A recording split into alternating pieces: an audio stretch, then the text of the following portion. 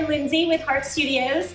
Thank you everyone for tuning in this week with our Stories of the heArt tour. We've been visiting different artists across the country that have shared with us a little about their journey of how they've got from point A to point Z in their creative professions. It has been a wonderful week. If you haven't tuned in yet, we have all of these videos posted all over on our website, on our social media. Today we're extremely excited to be in the fashion world and introduce Shannon here, who is the head founder, owner, worker, woman, boss, entrepreneur, guru of White Cactus Salon here in Nashville, Tennessee. We are sitting in this beautiful, beautiful space that you designed. Yes, from the boards to now. We just wanted to kind of create a space that stylists were searching for. We go to all these different salons and you're kind of stuck in this repetitive highlights, haircuts, and you're always wanting to do more, but the scheduling keeps you kind of boxed in. So we wanted kind of a bright, open space that we could have a lot of creativity, not just for me, but where I could kind of help foster the stylists could follow their creativity, whatever that might be, because in that personality, I feel like we are always wanting to switch it up and we're always trying to do new things. So whether it's makeup or fashion or runway or photography, we always want to have a space to where our stylists can grow themselves, but also like if we want to do a community outreach or a pop-up shop to benefit somebody, like we want that space too.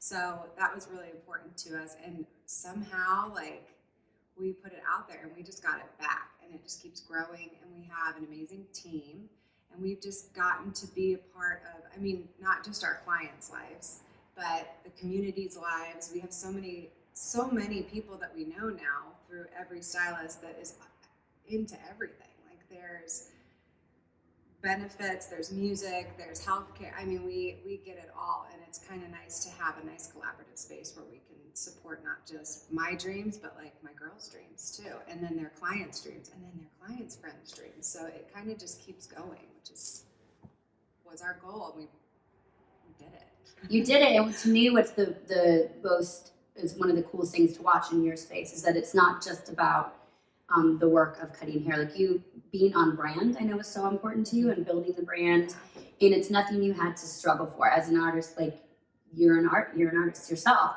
and you knew you have a vision, and that's what I think is such a great reminder to be. Remember, if you have a vision, go for it all in, and don't let anything deter you. You've never like you can see your ultimate brand, and you never let anything stray from that. Thank you. That means a lot, because every now and then you can't step back and gain a perspective. Like I always want to step in and be like stepping in for the first time. What's it feel like? So that means a lot to me.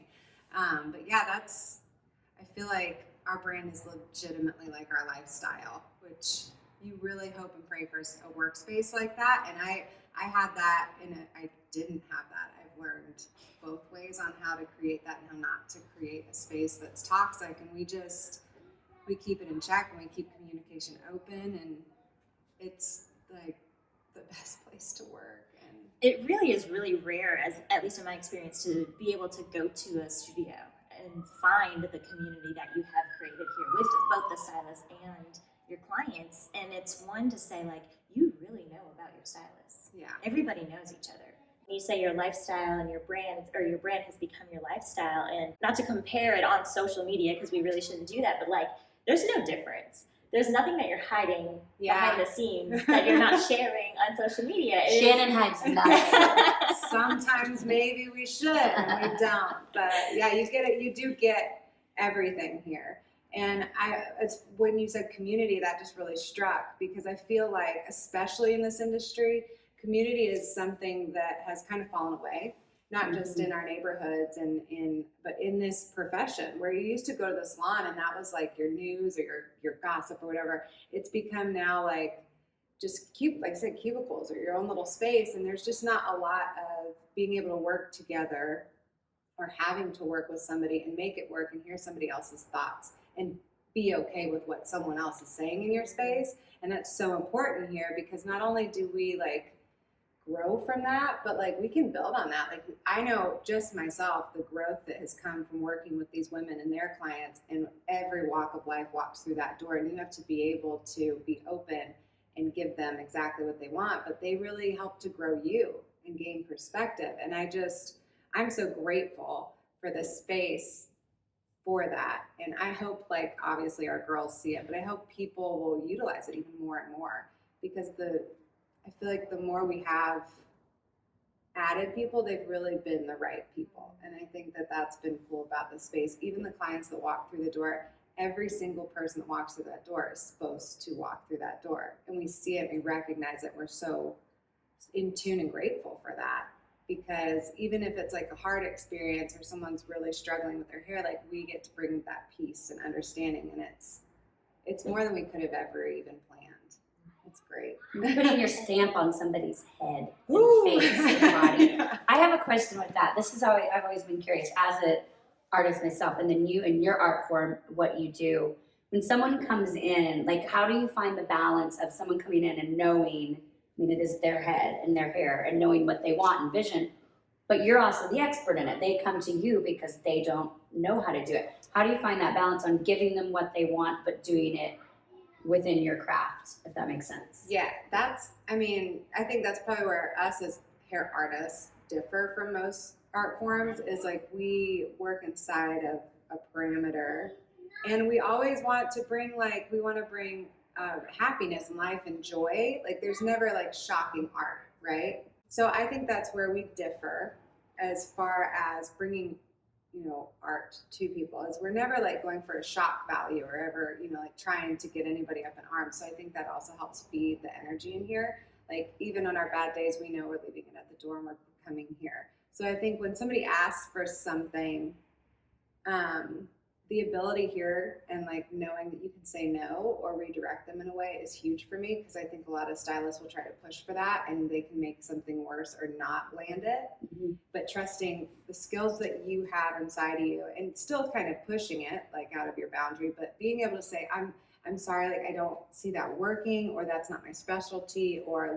could we try this and maybe work up to that? And it's all about just kind of knowing what the client really wants, and oddly enough, understanding what they're going through. There's been so many times I've had someone sit in my chair, and you guys have probably heard this, you've been to salons where like someone's like, bangs, and you're like, all right, bangs, have you Bangs. Did you just break let's up? talk about your relationship. What are we going through? So you really do, like, the consultation is sacred with us, because it really is. You have to get to know that person, where their mind's at, what's going on, in a matter of 10 minutes at probably most. And it's always, you're able to change someone's life with this. And I joke a lot, because I'll have someone come in and be like, I'm gonna be a redhead. I'm like, girl, you're about to live your best life and probably like get married, or like something is gonna shift, right? Like, redheads have a different energy, and they just do.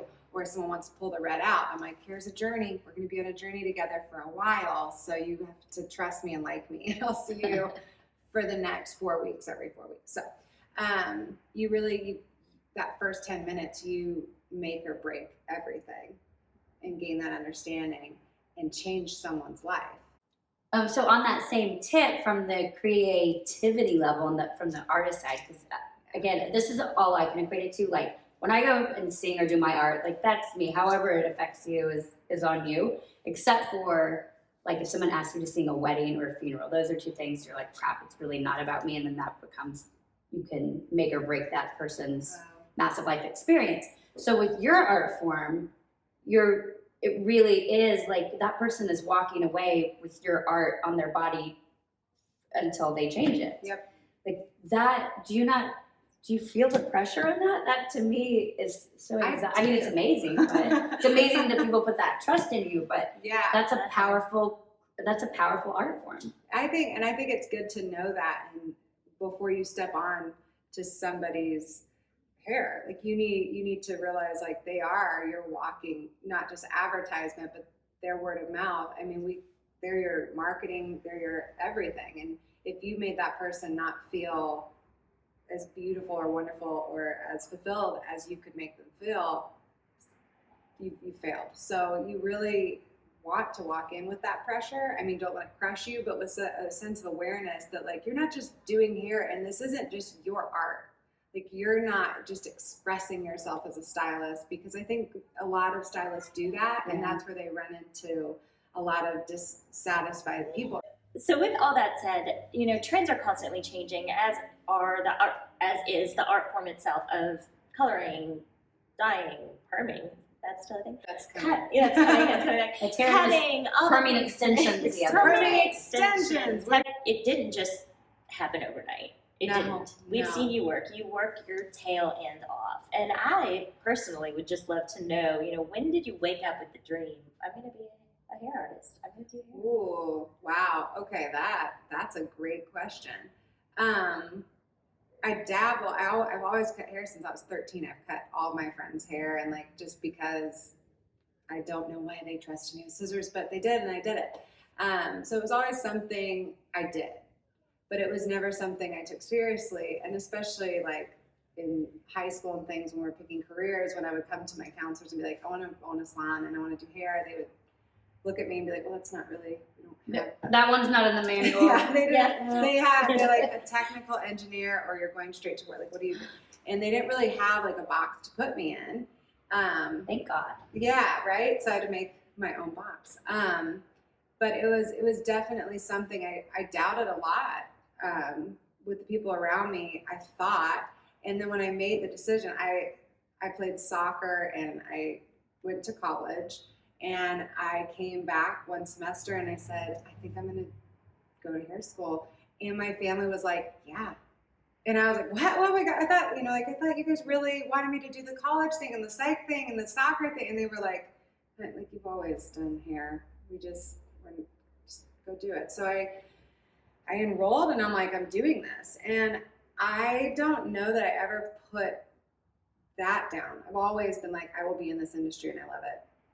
I didn't decide to be a salon owner until I saw the need for a salon that catered to a stylist and their work-life balance, because what we do is so intense and it really can be draining. And something it's in our creed here is find rest in your work. And we really do. We find rest in our work because our pace and our cadence that we keep is very conducive to work-life balance.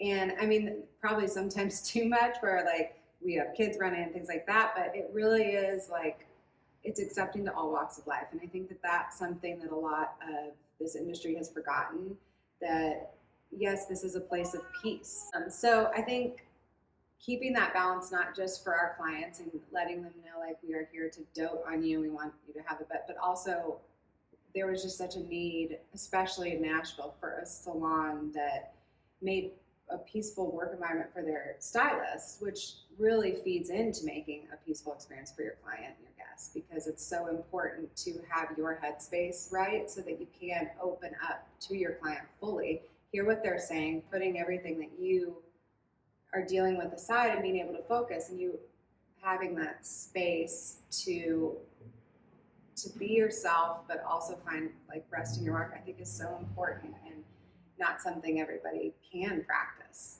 And I've been in plenty of salons, worked in plenty of salons where that just wasn't an option. You worked, you're sometimes 6 days a week, 9 to 9, and that was it was fine. That's what you did, and you're striving and you're always creating, and that can be exhausting and draining if you're not finding your rest. So not only rest at work, but taking that time for yourself to just fill back up so you can give it in the right, healthy way. Gotta fill you well. Yeah, and that's something that this industry really was lacking. And when I woke up one morning and was like, I've been told that this is how this is. Right out of school, they really tell you that, and they want it to be this way. And there wasn't a lot of safe spaces for that for stylists. So we made it. And here we are. You did. Years later. Paved the path for it. And we found how to make it through tornadoes and pandemics and all the things, and still come out okay and together. Better, I feel like, thriving. And here, there's a big piece to note about you and what you've created, that it isn't, and this is so important in the arts, and what Heart Studios really stands for is the give back piece. And we're here on this earth to create and for our own benefit and our own soul work, but in order to help each other out. And you see that. I know you see that through the community piece, and the give back piece is so important. So I would, and I know there's so much that you do to remain in the community and to help others out. So I'd love to talk more about what you do specifically here and at White Cactus that really speaks to the heart of heArt Studios, which is showing youth, showing community, showing everybody that needs to heal through art, how you're helping heal through your art. I love that. So one of the biggest things that we are focused on right now as the Give Back is working with End Slavery Tennessee and Laura Valentine Ministries. We are getting abused women and trafficked children, and we have to change their whole appearance, their whole life for safety purposes. And I've never been so face to face with that.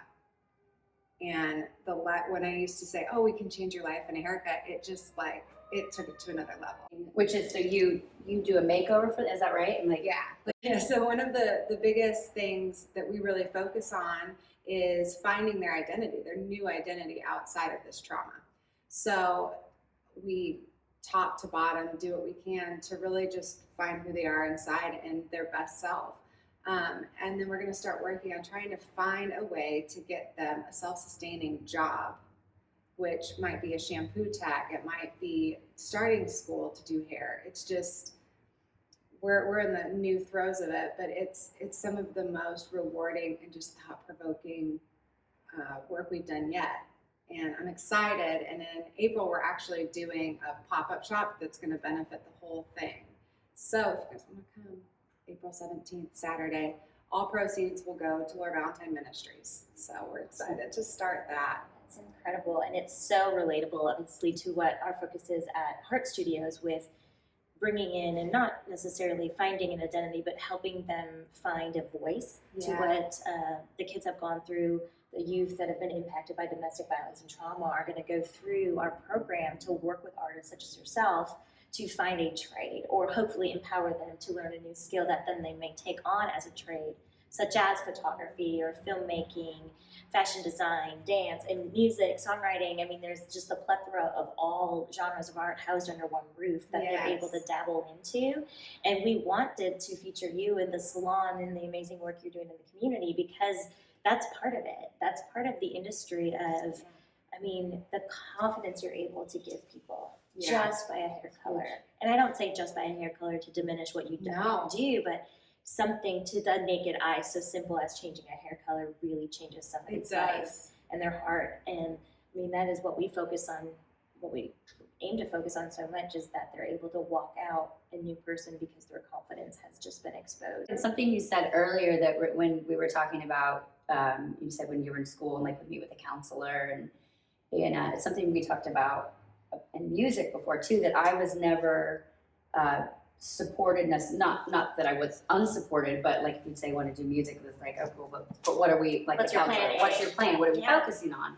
And so for, with you with this, working with the ministry to help these women feel safe and secure and changed and empowered again, but also maybe they are a really cool stylist and they had they have loved, and they've done the girls' hair through in camps they've been in. To be quite honest, or in some of these terrible scenarios you hear, maybe that's what got them through, was just finding vision and creativity in that. And so you'll be able to help say to them, "You're really good at that. You helped me with hair. Have you ever thought about doing this?"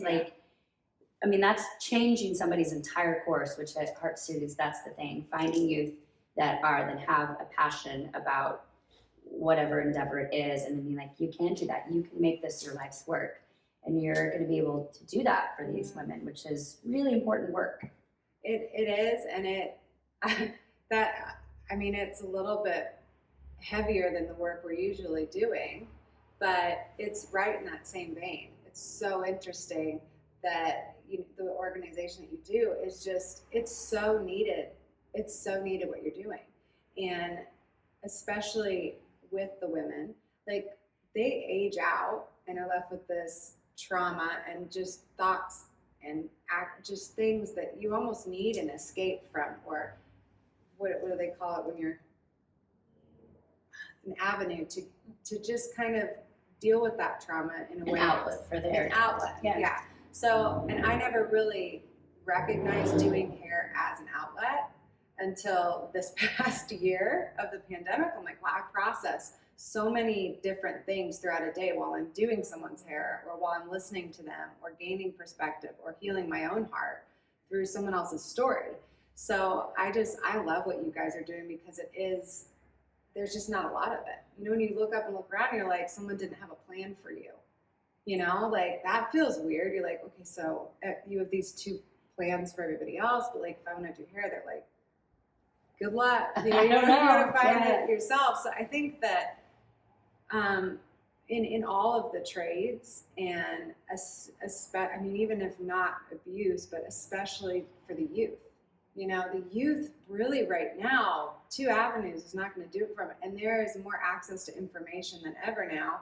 And they are so talented, and they're in such a new level, and they're being told to keep going down these 2 avenues. So what you're doing is just, I mean, you're opening up the world for them and making it feel more like, hey, like giving them so many tools in their toolboxes. Yeah, that's what we aim to do, is exactly what you're doing here, is support the stylist. We want to support that artist in going through the programs, and for you to be able to recognize the fact that you are able to do hair as an outlet, and you were doing so during the pandemic, and it was such a healing process for you, is something we just truly strive to be our mission at the core at the studio, is to be able to provide outlets for them, whether they're, you know, a depressed high schooler that just can't get out of bed and go to school.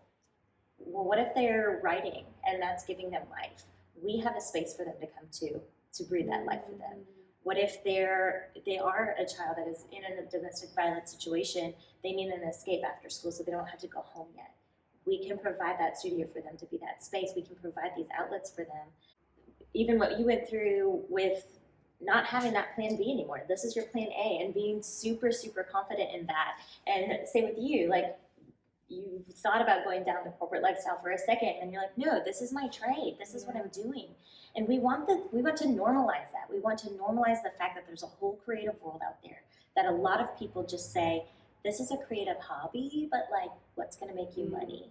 And today in the creative industry, like, that's what makes you a professional, that it can be a professional trade. You can make money and do well yourself while also helping others. And it should be a win-win. It should be a win-win. And when we're seeing it with you in the salon, I'd love to take it back to like either little Shannon or somebody who's out there who's watching this and is like, that's not something I could ever see myself doing professionally.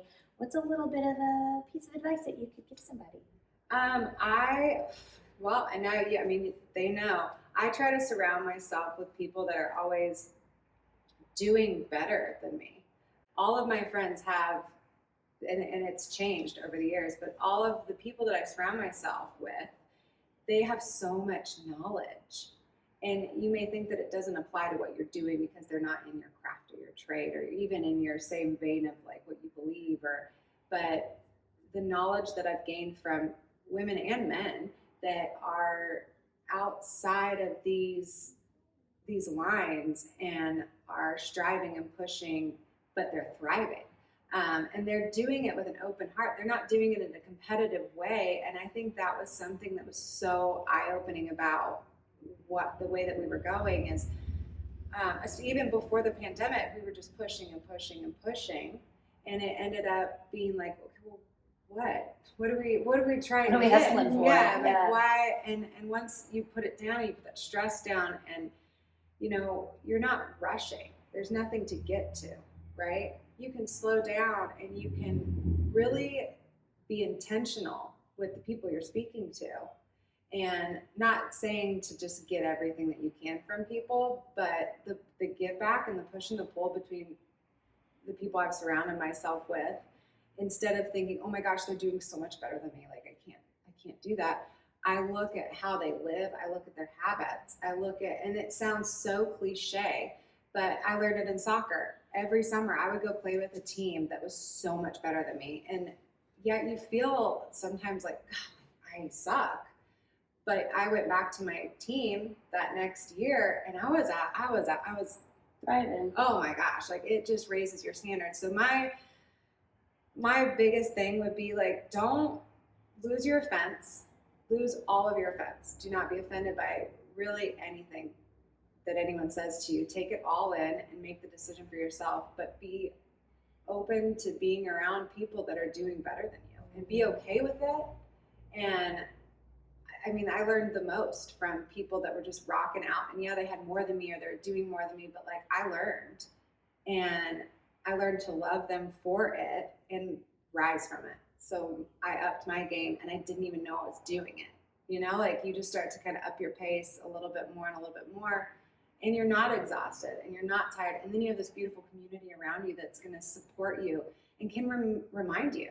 And you enjoy the ride while doing it. Oh, it's so much What a concept. fun. Yeah. And then one day much look back and you're like, oh, I'm sitting in everything I ever wanted, everything I always wanted. Yeah. Oh, I'm doing it. And I that's enjoyed fun. it along the way. Yeah. And others benefit from it. And I'm happy and my family's happy. And it's not a moment. I think so much of us out there, especially with the social media, the way that it is, we're looking for that moment of it happening. It's happening. Oh, this happened. You know, we're always like, when's it going to happen? We're I just, got the call. I Yeah. knew the sale. we're like, oh, there's the sign or there. And like, it's just, there is no moment. Like you are constantly rising and rising, and it's a boiling pot in the best way. So I would say just stop living for that one moment that's just going to change your life, and just live in what you're doing and being intentional in what you're doing and surrounding yourself with people that are constantly going to rise and are going to stand by you and remind you who and why you started doing this, even in really dark times. There's been times where I've been like, pack it up, I'm done. Like, this is it. Mhm. And I was diligent enough to surround myself with people, even my own stylist, not even just like friends, but my own stylist, to be like, hey, no, like, this is what you've given us, and it's worth it. And also, like, just get up and stop being so Stop. pitiful. Yeah. Like, ew. So I think like just being intentional with who you're surrounding yourself with, even your family. And I know that can be hard, and especially in what I'm sure you see a lot of what you do, in the normalizing that sometimes your family can be the toxic part, and you don't have to cut them out, but like really being intentional with them. And I mean, you'll just see everybody rise around you, which is cool. Even the toxic people, they'll be like, oh, well, you don't have to tell them to stop being toxic. Just be yourself, distance in a good way, and then it's mind blowing when that paradigm shifts, and you'll be blown away. That's it. That's my advice. You'll be blown away. And then you'll come here and get a blowout. Yeah, just That's keep living. amazing. That's amazing. Well, it sounds like there's one message really that we've kind of hung on to this week, and that's really there's not going to be one moment to enjoy the journey. And that was really our intention behind this week of hearing stories behind the art, is what we're calling it, is to hear that it's more about the journey, less about the destination. And we all need to be, I shouldn't say we all need to be, you are practicing it, I need to be better about taking in that thought process. Yeah. It's about the journey. Gosh, if we could translate that to our youth, the next generations to come, it's going to be so much more of an impactful society in the positive. And I am so grateful to you as well, A, for taking the time to interview today Thanks and for share having me. your This is story. cool. But from a person being on stage and there's such a rat race and hustle on the performance side. And luckily, I think these days we're getting away from you've got to look like this, you've got to be this, and be more like express yourself. So I so appreciate you being so open to to being an artist, having an artist mindset, and then working with artists, and giving me that space personally to come in and not feel intimidated by these. You walk in the salon, sometimes these beautiful stylists like, oh, I gotta work like that, look like this or that. Never had that vibe. I've always felt so seen. That's the biggest word. I felt so seen with you and your team. And therefore, that's why I want your team to see, like, everyone I always meet, it's like, you come to these people because they're going to get you and see you. So Thank you. That's, kudos I to mean, that. whew, we done. That's I can die happy. Let's go get matching tattoos. You can die happy. Yeah. We're good. Process, cut, color, happy. Well, listen, Shannon, again, we are so thankful for you for taking the time out, and I know you just have a blocked schedule, so we will wrap this up. But for all of you out there that are listening, thank you so much for tuning in this week for Stories of the Heart. If any of these stories or this mission has touched you and you want to get involved, reach out. If you're an artist, I mean, you have seen hair artists, makeup artists, you've seen singer, songwriter, performer, shoot us a DM. We'd love to hear from you. We'll continue these stories just throughout the longevity of what heArt Studios is. But basically, we're out on the town right now looking for a space. And so that part speaks to you as well. Shoot us an email. We are consistently looking for supporters, so we'll have a monthly sponsorship plan out there in the world in a few weeks as well. And so, yeah. Or just tell a friend. Tell a friend about heArt Studios, which is really all it did. I mean, it's continually getting the message out just so people know what's happening and that there's access to this community and you're supported. And the right people will hear about it and know about it when they're supposed to. And check out White Cactus Salon. Tell a friend about White Cactus. Yeah, come on in. If being loved and supported and looking hot is your jam, White Cactus Salon. We've got a space for you. Yeah. All right. Well, thanks for tuning in, everybody.